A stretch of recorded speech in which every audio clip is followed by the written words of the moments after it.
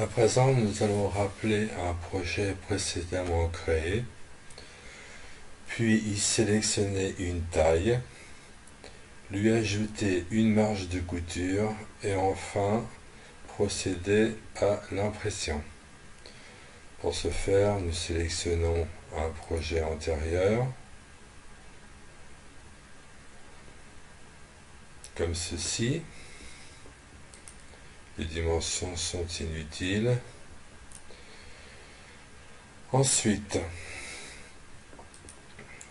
par habitude, nous avons toujours notre fichier de mesure ouvert.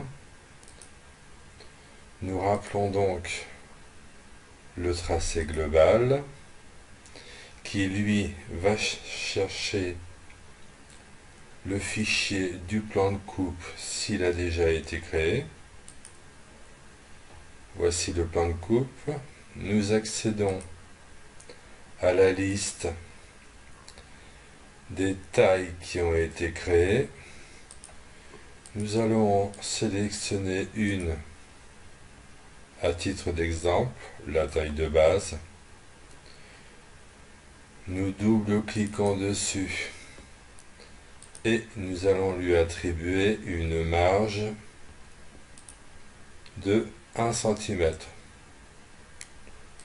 ou 1,5 cm pour l'exemple.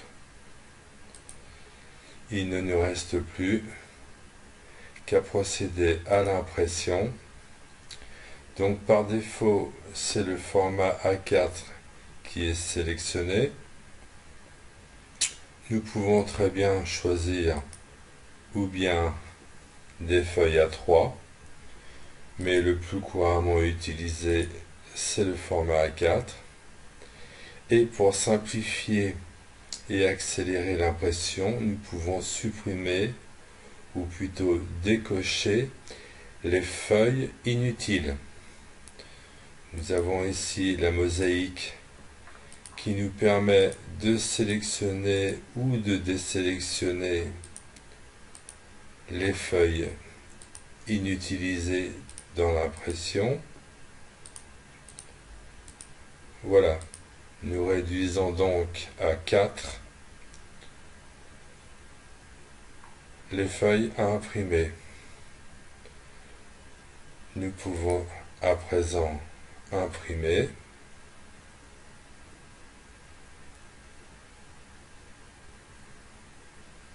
Est-ce que nous avons sélectionné la bonne imprimante? Donc là, par défaut, j'ai pris un convertisseur PDF. Test impression. De même, sur une imprimante normale, on obtiendrait le même résultat.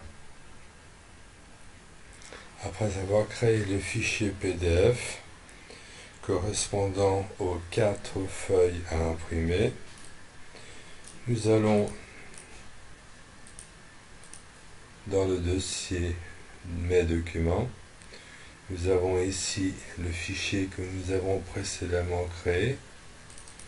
On double-clique et nous avons normalement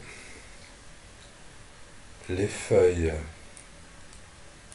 comme on le voit ici, les tronçons de tracé qu'il faudra assembler pour avoir le patron final. Voilà ce qui met fin à la présentation d'une impression sur patron V1.